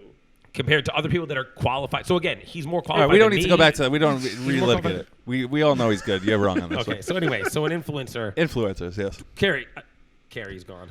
Corey, do you like influencers? Is that is what you're defending them for? No, they're capitalists. I like capitalists. No, but there are influencers making no money. That's the point. You're only That's talking the about thing. successful It's influencers. the people who are in pursuit of being an influencer. It feels like a hollow existence, That right. right? So if you're saying I have 30 likes on my stuff and I'm going to make money off that, I need to get to 300,000 or whatever Sure. it is to make a living. That journey feels vapid. So okay, to are me. you Facebook or social media in any way friends with anyone who's an influencer? Do I- where you might see- do I follow people who No, are not their influencing page. Do you know anyone on a level where you'd be able to see what their real life looks like? Because I am, and that's Yeah, why I yeah, asked. yeah. Okay, they're broke, and they're like the people that write on social media. For example, I won't name names, but I know someone in the city of Boston who's an influencer who's employed by a company that needs someone to influence things, and throws these parties and does this stuff, right? And if you just follow that page. Jesus, I want to give up everything I've got going on and go do that, right? But I know, then I see the page about oh my God, it's 2018 and this year's the year that I'm finally going to get myself an apartment. That kind of stuff. And you're like, man, that doesn't seem like you really got it all going on. Right. It just doesn't, right? And so I know somebody actually that posted that they've got the best life, literally the best life. And they were like, I wouldn't trade my life for anybody else's life. And then they hit a good friend of mine up for money. Yeah, I mean, Well, maybe they're happy with that money. Maybe, but they wouldn't trade that for anyone's life. What about Josh McDaniels? Yeah, maybe. He's gonna make a lot. But hold on, I would for trade my the life future for of this podcast. No, not my wife. That's and the family, last time but- I want to hear this. What, Josh? No. He said, "I don't want to name names," and then he didn't name a name. I mean, no, that's going to happen a lot. Like there are times I'll name. Well, no, here's the That's a thing. podcast Like, no, I don't agree with that. I don't think that's cool. Because here's the thing: there are plenty of times. Like Yes, here's what you I get from know, me. You I get 100% sincerity and real. Like I'm not going to act like, oh, you hit play on a camera. Now I'm not me. So there are people who like I would name. Like if I would say it here, I would say it to them. So like if I'll say like if I'm criticizing a food writer in Boston, they've probably heard from me personally that I don't think what they do is cool. Like, I don't want anyone to hear it from me for the first time here. That's corny. Are you talking about Kerry again? Damn. No, Kerry. Yeah, we can't. The thing about Kerry is that he was really good at what he did. Like real good at what he did. That's the thing about him. No, and by the way, Kerry doesn't care. Like Kerry's not somebody who's like Kerry's not soft. So like if you said something about Kerry, you'd hear from Kerry. Trust me, you'd hear from Kerry. Yes, and he agrees with me that Josh McDaniels is good. He does, yeah. You guys are in the minority. And so do all the coaching vacancies right now. Which, listen, I hope he is going to get so- paid somewhere else. 100%. He gets paid here. He's the highest paid offensive coordinator. Right, he's going to be a high-paid head coach. Cool. So that's why I'm glad they're going to hire him. They'll also fire him, by the way. Will he last the next job? Will he last 3 years the next New job? York Giants. He's the coach for the next 12 years. Yeah. Really? Yes. What are the odds? I'll give you 2-1 odds. Put money up on that. Ooh, is this going to be a gambling show? Yes, 100%. If this just became a gambling show, I will give you. I'll give you 2-1 odds and bet $100. All right. 12 years from now, I will absolutely go back to episode 1 and be like, "Hey, remember that time?" Yeah. You When owe we're me. both homeless. The podcast I'll be like, has you gone know what so though? poorly. I will be a huge social media influencer by then, though. I'll be homeless. Yeah. You're not even really on social media, so. Well, I am now. Heat in the Kitchen on Twitter. Yes. You got to start that Instagram going. Yep. I have Are my you own big on Twitter. Twitter? Are you on Twitter? Corey039. I'm on Twitter. Twitter? So I'll start tweeting now that I have a podcast that I have to promote. If you have an account, you at least can you follow us? We have Yes, 3 I will followers so follow you. Now far. you have 3. 2 of my accounts and 1 of Corey's. They're up Yeah, there we go. 300% since this morning. That's huge. It's huge. That's It's huge. to Yeah. the moon. Right. So yes, I guess I will have to start putting myself out there on social media more. See, I don't like giving my opinions unless I have close friends, but I can't be on a podcast and, So first we'll bitch get you out, some right? close friends, and then we'll get your opinions out there. All It's right. a work in Yeah, if progress. Ryan wasn't here, I'd be all about this. See, And that's- we weren't recording, I'd be like, Yeah, if it was No, off the fuck record. all these people. See, Yeah, I believe that, but like, here's the thing: like, I'm no celebrity by a long shot, but I do have but I do live out loud. So like, I have to be careful. Like, what do you have to be careful about? What do you think someone's gonna like? You think someone's gonna like come confront you about your page? I have people that come to my restaurant to talk to me about things that I post on a town Facebook page. Like that really happens. Yeah, no, generally people that agree with me, thank God. But every once in a blue moon, one time one of my staff was like, I walked in the building, service was about to start, and they just walked up to me like this like high school kid hostess, and she's like, somebody called and they asked if you were here, and I said you were gonna be here for service. She said, okay, I'll show up and speak to him then. I said, what did you say? She said, okay. I was like, no, like that sounds like someone that's gonna kill me. yeah, right. No, exactly. Then the person actually like it turns out they showed up and they wanted to like introduce themselves. They were nice, and I said, once we were cool, like we had a nice little chat about what they want to talk about. I said, could you just to be clear, you sound like a serial killer the way you called. Like that's a weird thing to do. But you run that risk when you publicly say stuff and people know where you are 6 nights a week. Sure. That's a Right? good point. Yeah. Well, So what you're saying is I should start being more unpredictable at the restaurant. I just like In the out, quote in out. of I was I'm the not Donald Trump of Simca. Just What do you- no one what do I knows. just like I'm not a celebrity, but I live my life out loud. I think You don't think that's true? I know. I think you should put it on a T-shirt. All right. That sounds like. It's really good. Yo, put it right next to on the back of that one that says local celebrity. So here's the Put it funny right thing. on the back. I'm glad you Live brought it up the out T-shirt. loud. I'm glad you brought up the T-shirt because I was about to say. So I have a T-shirt that says "Local Celebrity" that I bought when I was 21, right before that Haitian Flag Day festival that I was invited to yeah. perform in. So when I in my When you early learned that 20s, one- I was invited to perform. He learned at one a Haitian Haitian- Flag Day. True story. True story. He learned one phrase, and Okay. it turned out it didn't even mean what he thought it meant. Yeah, that's hilarious. Also, someone I know, like I used to record in the studio, and it was all Haitian dudes, and Avi, and like when you're the best, then everyone's cool with you. So like it became like my hangout spot, but I was the only non-Haitian dude. So that somebody taught me like the phrase like "ça passe, mat boule," and I thought that meant "what's up." So whenever we'd be like drinking and we'd be out in the city of Boston, we'd get in a cab, someone has a Haitian accent. I always said, where are you from? And they would say, oh, I'm from Haiti. And I would say, ça passe, mat boule. Then years later, I If had an only Uber employee- existed, we wouldn't have. Years this story. later, I had an employee that worked for me, happens to be Haitian. So I'm like talking to him, And I said like, oh yeah, I only know like one thing in Haitian Creole, ça passe, mat boule. And he's like, ça passe. And I was like, yeah. And he's like, what? I'm like, well, you only said like half of it. And he's like, oh, dude, that means what's up. And then mat boule means like nothing. And I realized for years I was saying, what's up, nothing to cab drivers. These dudes are like, who is this corny dude who's like, I know Haitian. What's up, man? Nothing. Yeah, that's good. Yeah, so that's a real life story. You're a man of the people. But anyway, so when I had to do this Haitian Flag Day show, like, no one knows who I am. So I buy this T-shirt at like this hood T-shirt store. As a rapper? Yeah. So like, I buy this T-shirt at this like hood T-shirt store that was just like a green T-shirt, and in like yellow lettering it says local celebrity. And I love the T-shirt. I love it. So I still have it. And one day I'm like wearing it, and I realized I'm like, I wonder if I've kind of like now achieved a status to where that's like almost accurate enough to be corny, to where you're like, this dude's like acknowledging that people know who he is. So now it's awkward to wear it, but I'd still do it sometimes. So now it needs to evolve to living out loud. I think that's the T-shirt should say I'm not a celebrity, but I live out loud. It's not bad. You don't like it. I feel like there's a little bit of patronizing going on with the living out loud thing. No, I mean I think it's accurate. It is. It is you very much live more out loud than many people. That's true. Well, all right. Yeah. The only reason, so Avi's been trying to get me to do this podcast since like 2005. Before, I think he invented it, and I just said no until 2020. Yeah, because I told you, I said, listen, it started as I like Boston sports radio. I was like, they don't know this shit, and these are our real conversations. So I was like, we need to just do our own show where like we talk about these things, because like it's like there are things like even this morning, like someone on sports radio is like, well, the Patriots don't even know what they're doing. They should have drafted a quarterback. Like, they did draft a quarterback. Like that is a thing they did. So, but you can't get through. Like you try to call and correct them. Good luck with that. No, I mean, it doesn't. It's like Joe in his mom's basement is calling. But the truth is, but you've called into sports radio. Yes, that has happened. Yes. Yes. Probably more than most people that I know. I've only well, I don't know who you know, but twice. Yeah. In my life, more. Okay, fair enough. Fair enough. But less than some people do in a week, Ryan. Right, but that's like John in Attleboro who like sits around and calls into Toucher and Ritz all day or whatever. The truth is, the only reason I did this podcast is because Avi is opinionated and he is going to give it out loud. Sometimes he'll name names. But I wasn't going to do this unless he was going to give some sort of opinions, because he's very opinionated. Yeah, I'm not afraid to give opinions. So back to the whole Boston Foods writer thing. Like Kerry's like that's his circle. So he won't say that. Like that's not something he's comfortable with, and I get that. Like I don't want to put him in a spot. And by the way, just to be clear, in private conversations, he won't do that either. Like he doesn't rip people like that. Right. Me, I'm a restaurateur. Those people piss me off, and not all of them. Some of them are great.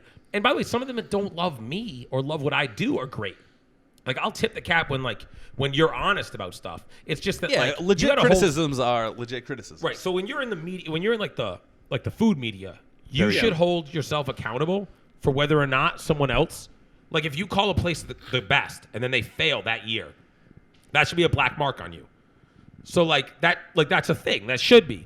You should. And by the way, if you say something's great and then like you go out and okay, you're like, oh, this is like the best restaurant, and then people go out and they're like, this is trash. You should be held accountable for that. Definitely. Right. So that's all I'm trying to say. Like, is that something that I believe in? And But see, when it comes to influencers, or like we were talking about with Kerry, I think the masses. I believe the masses more than I believe one person, right? So if a lot of people on Yelp or Google or whatever say, oh, you should try this, have the pizza, blah, blah, blah, and 9 out of 10 are good, right? I'm going to trust that way more than I'm going to trust some article that did a review of a restaurant. And, hey, maybe they had a good meal and they had good service that time. But, if 9 out of 10 people on Google have good service and good food, then I trust that more. And by the way, a restaurant reviewer is going to get better service. Like, you know what I mean? Yeah, but you might. Yeah, but listen, what if they're anonymous, though? I don't know. Every restaurant I worked in, we had pictures of people. Yeah. Oh, really? Is that right? People know who people are. No shit. Of course they do. Yeah, we had pictures of every single person. We're really pulling back the curtain now. See, I wouldn't think that. Mm-hmm. Oh, yeah. So that's the thing is, gone are the days.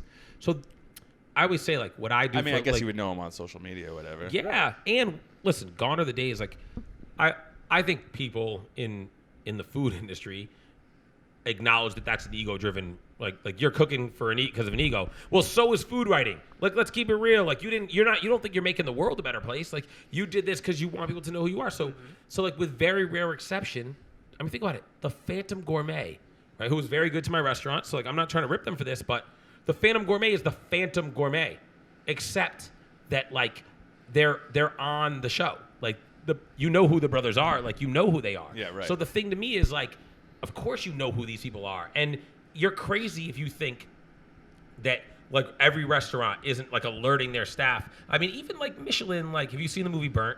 That's a great movie, right? Yeah, like, I think that might be the most accurate to what that level of restaurant operates at. Kind of like, Yeah, I mean, movie. everyone's in tune with that, Right. And that's the highest priority thing for the restaurants, to catch those people when they walk in oh, the of door. course, like, right. Like, at the end of the day, like, and by the way, that's the weird thing about Yelp is like, thank God it's not like this right now per se, but 3-4 years ago, it was like you took cues and you reported back to the kitchen immediately if someone who's like social media, hard, Yeah. like they go hard, because like you just don't screw up their meal, like, because now you don't want to screw up anybody's meal. But man, like, you don't screw up someone's meal when you're like, oh, that's the food reviewer. Right. But critics, they don't exist anymore. That's not a thing. Like, that's just not a thing. Well, they do, but like if Deborah first walks into a restaurant, you know that it's her walking into 100%. a restaurant, right? And so it's a different thing. I like to read like the 3-star reviews. That's what I do when I look at places. Wait, like the Globe's 3-star reviews? No. Those like so their rating No, system that's is 3 different. stars. I mean, like on like Great Yelp or rating, whatever, you right? throw out a great rating, you throw out a shit rating, and see what the see what the average real person thing says. is. Like, okay, this was good, this was okay. This, the kid was inexperienced, but the food was good. Like, See, I'll all right, go to that restaurant. I'll tell you, 100 times. obviously, I'm not in the industry. The thing, and I never look at reviews. I don't really care. Sure. But if I did see a review or whatever, I would care 0% about when someone gives a bad review because they had bad service, right? To me, it's only about the food. Maybe the service is bad, and maybe it will be bad for me, but I have to believe that the service will be fine. And if the food's good, that's okay with me. I don't know. I have a thing about service. I think it totally depends on the type of restaurant, right? There's certain restaurants where there's an expectation of service, and it needs to be a certain level of service, or else it's really frustrating, right? And there's other places where you're not going there for the service; you're going there to eat the food and get out of the way and make room for the next person to go in there too. Right. So it depends. Like, there are. I think the most egregious thing is probably the pretentious service thing. Like, that's the most infuriating thing. That is. Right, where it's like they're gracing you with their presence. Right. To bring Like you they your don't work food. there. Right, exactly. But- That's so- the thing that kills me. So I think, yeah, and to your point, though, I think it depends on the place, right? So, like, we used to like do like 200-person plated service weddings. And we decided to change it, like, to not take those things on anymore, because you didn't want it. Like, what goes into those logistics is a certain skill set, and it's just stressful. Like, even if you're capable of doing it, if that's not what you do every day and that's not your skill set, it's not fun anymore. So, like, I always tell clients, I'm like, listen, you hire us for like a cool event. Like, we're gonna do funky stuff. We're gonna do it all scratch, like, day of. But don't hire us for like that white table event, like white linen, tablecloth event. So what we want to do. I feel like the same thing about restaurants, right? Like, if you go to a place that's like, okay, like, this is like fine dining and I'm here to have a certain experience, then like the smallest flaws in service are huge, because it's like, that's what I'm paying for. Like, that's what I want that night. And the food, while the quality needs to be done, like an issue on quality is massive, but an issue on like coolness or interesting, like, you don't have to, I don't want, again, I'm not naming names because I'm afraid. It's just like, I don't know who I'm talking about necessarily, but like, I'll give you an example. You ever been to Moo? Yeah. Okay. If I go to Moo and like the quality of steak I have is less than like awesome, I'm going to be really pissed. But I don't go there because like I think that a critique I would make would never be like, oh, well, there's just no interesting side. No, like, I went there for like a steak and like macaroni and cheese and like good mashed potatoes. Okay, cool, right? Now, if the service isn't dope, I'm gonna be pissed. Like, here's a funny story. I took a couple years ago, we had like a nice little run, and some people had like worked real hard. So I took my guy Kyle out to dinner, and his like serious girlfriend at the time, with me and my wife. So we went to Del Frisco's in the Seaport. And like we go there, and like you're gonna drop like I'm gonna spend like $500 on the four of us eating dinner, maybe a little more. Maybe it was like $600. And It's big. What's up? Big flex. But is it even that big? Like at that, like it's. Well, drinks alone are 100. Oh, well, easily, right? So either way, You can't spend that much money on food. It's all alcohol, right? yeah. Except that like steaks there like can be like 40, $70 50, 60. right, and then you get a couple side, and you know what I mean. So like, Sure. point is, so like whatever, we You're go there for dropping money. dinner. I'm dropping the mic. Oh, You're dropping money. yeah. So we keep pointing at the mic. So so I go there. Okay, sorry. So I go there, and we have this meal, and like Kyle's girlfriend, who he's no longer with, and I don't care about offending. He doesn't care about me offending.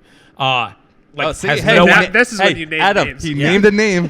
has no I just idea. called him Adam. Ryan. Has no idea at all, like what the like. This isn't her thing. Like good food Right. isn't her thing, right? So she orders a steak, and it's like I think she ordered like the petite filet, and then she orders it well done, and then she asks the waiter for ketchup. So the waiter kind of like he smirks, which I mean I think we smirked, so it was whatever. I'm fine with that part. Didn't Kerry just tell a story about Trump doing? So yeah. So and that was funny. It was funny that like the ketchup, whatever. But I turned to him because we'd ordered onion rings, and they had come and they were like they were just too greasy. Like they were kind of like almost gross, too greasy. Yeah. So I said to the dude, I was like, honestly, I just like laughed and I said, if you could bring ketchup, like we'll use them for the onion rings anyway. He's like, cool. He's like, no problem. Never brings the ketchup for the entire meal. So like I'm bullshit about that. Whereas, like, if I go to, like, a dive bar and they don't bring the ketchup, I just get up and walk to the bar. Like, it's whatever. I don't care. But, like, I'm spending money here. Yes, if you're at a Well, place yeah, like that's that. You like the laughed at social us and they norm. never brought Yeah. it. You Yeah, laughed yeah. and they never brought it. Now it's like, that's a problem. Like, that's shitty service. So I think it depends. I think it Correct. depends on what kind of place you go to. Well- If you go to, like, the new upcoming chef's place and the food's mind-blowing and the service is I think you almost disregard it. But if you go to, like, a place that's, like, you're expecting a certain kind of service and it's not great, I think you don't disregard Well, I it. agree with that, and I think so. Like, if I came in Simca, right, and there was a review that said, "Oh, bad service," now I have to believe that either I'm not going to get that server or that problem's been corrected by the time I go to the restaurant or whatever. But if you're going to Del Frisco's, these are people that stay at the Four Seasons, right? They're expecting good service, and for the most part, I would think places like that are going to have good service. So it is very important at a high-end place like that, of course. Right, I agree with that. And by the way, here's the thing about like, so my dad always told me, my dad owned restaurants my whole life, and he always told me, he said, I've never trust American people. They'll tell you everything's great, and then they'll just never come back. And now with like reviews, it's like don't always assume that just because they wrote that shit on Yelp that it was corrected at the restaurant, because they might not have said it. And so like you got to trust that place is like reading their stuff, and that when I see that review, that I even know who you're talking about. Like, you know, I'm pretty good at when we check our reviews like daily, and that's something I've always taught like my staff is like read our reviews, right down to like the high school kids. Well, how do you get better if you don't? 100%. But if you don't tell me, like if I don't have that complaint in real time, so here's something that happened to me at Simcha. Someone came in one time. It was a 6 top. They were there celebrating like 3 birthdays. They'd said that in their reservation and everything. And one of my servers just didn't, like they just made a mistake. They screwed up. It's a massive mistake. They didn't put their entree course in. Then they just did. And they came to me and said, hey, can you push that? I didn't put right in. That's exactly what they said. So we pushed it. I knew it was a little late. So I came to the table and I asked if everything was okay. And the woman was kind of snooty and said, yeah, it would have been nice if the entrees were in time. So I apologized and I sent dessert. Like that was what I did, right? So then the next day, through our internal system, they were able to send us a review. And it was scathing. So I wrote an email back and I said, listen, I'm so sorry this happened, blah, blah. What can I do to make this right? And the woman wrote back, there's nothing you can do now. When the entree showed up 50 minutes late, you should have comped them all.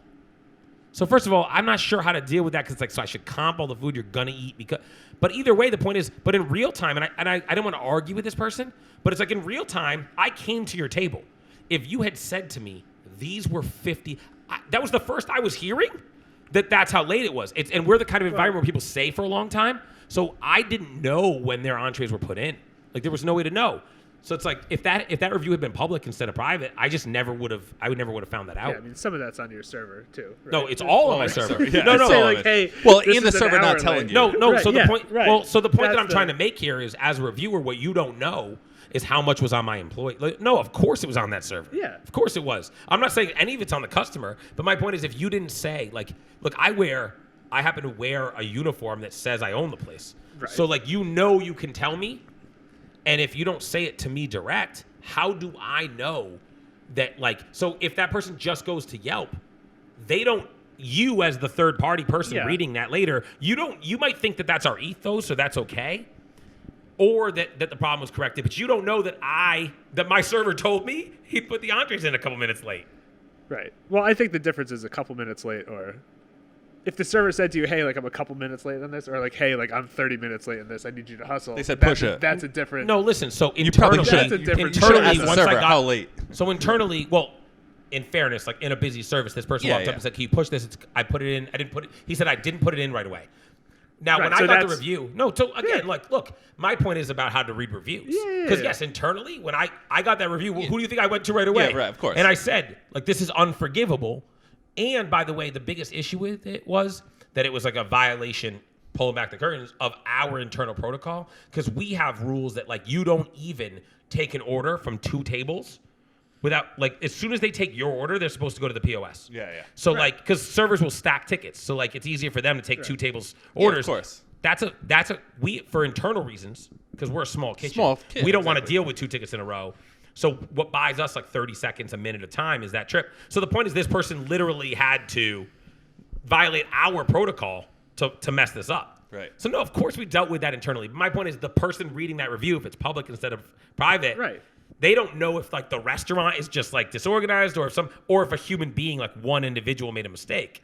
And that's the problem with review culture is that person didn't deal with it right then. All she had to say to me was, hey, our entrees were an hour late. Holy shit. Then we would have comped it. Yeah, right. I would have been like, oh, my God. Yeah. Like, Comp, dessert. yeah, comp, drinks, dessert. Especially when they make a reservation, you want to take care of them. They put down that they were having 3 birthdays. Yeah. Like, of course I would have. Like, you kidding me? But I mean, I agree with your bigger point. Like the feedback in real time, it's far more valuable for the restaurant than it is to be a keyboard warrior the next day when you're sitting on your lunch break. It's Well, like, you know what? Hey, 100%. all this proves And more is that valuable for the consumer, by the way. Right? Yeah. It's Instead better of for everyone. instead of owning a restaurant, a small business, just become an influencer. You don't have to deal with this shit. Just do some squats. Yeah, do well, some the thing gym is, jams. but it's that whole influencer culture. Because that influencer culture doesn't want to make the restaurant better. They want the attention. They wanna so get they're free not shit. Yeah, so they're not going to say, like, hey, listen, your server took my order and I don't have my food and it's been 12 minutes. No, they're like, hey, I hope they fuck this royally up so I can get some attention tomorrow. Or have you had people ask you for free shit to, like, post about it on Instagram yet? I'm not important enough, Ryan. You're still a local celebrity. Yeah, I'm still living out loud. Yeah. Someday I hope to be famous enough to be asked for free shit. Yeah. That's yeah. the Well, dream. after that New York trip. There you go. Yeah, exactly. Yeah. After the You James guys Beard talk- dinner, yeah. people will start to ask about, like, when we kill that, people will start maybe act. The I thing mean, is, that's a big deal. That's Huge a good deal. one. yeah, it's Hold on, tell me Tell about the that people. again. Okay, so we're gonna cook. Hold on, this is Chef Avi Shemtov, by the way. Yeah, this is Chef Avi Shemtov from Simcha. Simcha. Yeah, so I mean, it's been a goal of mine for a while. Obviously, like the James Beard Foundation is like I've learned a lot actually since being invited. I'm one of these people like I don't always know what I don't know. You just agree to it blindly. No, And then I figure knew it out. I Yeah. knew that, but like part of the whole like conversation is like, hey, do you know a lot about the James Beard Foundation? And I'm like, I know you guys keep calling Irene Lee a rising star, which is cool, But my point is, I don't know much I don't more know who than that that. is. I don't We know. could name names. I'm like, I don't know how much more about your organization than that. And I'm like, I know you guys have the awards. That's what I'm saying. And they're like, yeah, the James Beard House in New York. I'm like, yeah, I know it's an honor and a privilege to cook there. So then they explained to me basically like this dude, James Beard, was like a gambler and like kind of an out of control dude, but he just like threw these dinner parties. No, really, like it sounds like he died like penniless and shit because he was like out of control and like just doing his thing. Living, baby. He was living out loud, man. living out loud. So this guy, We should have named that the this podcast. guy, Fuck. yeah, this guy used to have. That's got to be taken. This guy, he like had a house in Manhattan, and he would throw these crazy dinner parties. So he died, and he died penniless, and all his stuff went to auction. So his friends all like got together, and they scrounged up enough bucks to buy the house back. And they were like, in his honor, we're gonna throw these kind of dinner parties, but we're gonna invite like chefs from around this country with some acclaim and like to do these dinners. And also we're gonna raise money for like scholarship funds to teach like kids like culinary stuff. So their whole thing is like they're a foundation that's trying to help people sort of better their lives through culinary. But then also they throw these dinner parties that are, kind of pricey for people, and that's how they raise their money, for people to come sort of experience new stuff. It's a big honor. Yeah, right? and so that's the part that like I'm fully aware of, and it meant a lot to me.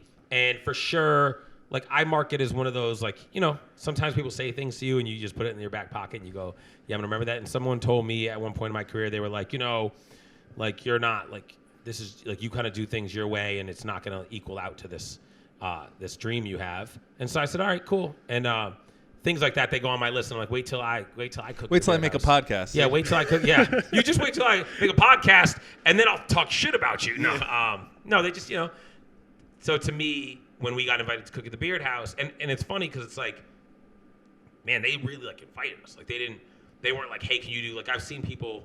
Again, no disrespect to those people, but people that like get made a big deal out of get invited to do like a course. Right. And like they were just like, hey, let's do this dinner. And to me that's cool. Like and they like kind of got my vision for it. And I felt like that was a tribute not just to myself, but to the people that cook with me and sort of like the dream. And that's the thing I tell the people that work with me all the time. I'm like, listen, I know it's crazy. I know what I'm asking. I know what I want. I know you don't think it makes sense, but just follow me and like we'll get where we're going. So that was a huge honor. And yeah, after that, I hope that people will maybe start asking me for free shit. Well, I've asked for enough free shit. You can have as much free shit as you want, big dog. There we go, baby. Yeah, don't worry. Ryan never asked me for free shit, but if he wants some, he can. Ryan, hey. I'm saving it up. Yeah, there you go. There you go. Can I tell you something, man? That's in my ethos. That's what I need. I need a T-shirt that says, like, I can't wait till I'm big enough to give you all free shit. Hold on. I wish I could give I'm pretty free sure shit. that you promised my wife a Range Rover. I'm almost positive that happened. And I'll get there. Someday that's going to happen. Like, you think I didn't mean that? Listen, it's on the... I'm saving. I think that account's at $38 right now, but it's on its way, man. Like every time I hit a big milestone, I say, "Gotta put something." 38. Wait, what did we say? 2-1 on that Josh McDaniels. So in 12 years. Yeah. Put that 38 if I win, that will be twice that. Yeah. If I lose, I'm gonna probably have to throw the 38 in. Yeah. Of course. Yeah. It's probably That's what the bet is. Yeah. Yeah. So. That's cool. But then again, she's a Giants fan, and she told me they were getting... How many wins did they end up with? Oh yeah, that's 50. That's minus 50. No, how many wins did they end up with? Yeah, no, it's 4. And what did I say? They almost had the backdoor cover. They really almost did. Yeah. They played Miami. Well, as you know, it's very easy to beat Miami. So too soon. All right. Too soon. Let's just end this. Let's end this podcast on a high note. I don't want to think about the playoff loss to Miami. Okay. Yeah. So hey, So what are we ending on? great job, guys. We did it. Yeah. Hey, listen, to the first. All right? Let's look back and laugh on this someday and laugh. It's going to go up from here. Yes, it's going to go up from here. Kerry was here. Ryan was here. Yeah. Avi was here. We did it. Corey was here. Yeah. No tagline. No tagline. Nope. This is heat in the kitchen.